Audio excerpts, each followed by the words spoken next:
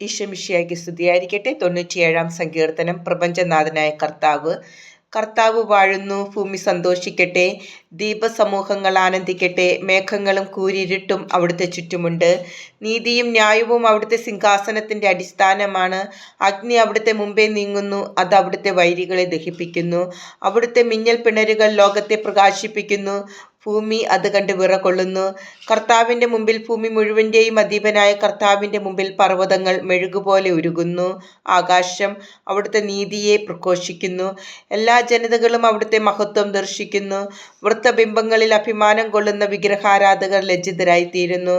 എല്ലാ ദേവന്മാരും അവിടുത്തെ മുമ്പിൽ കുമ്പിടുന്നു. സിയോൻ ഇത് കേട്ട് സന്തോഷിക്കുന്നു, യൂദായുടെ പുത്രിമാർ ആഹ്ലാദിക്കുന്നു.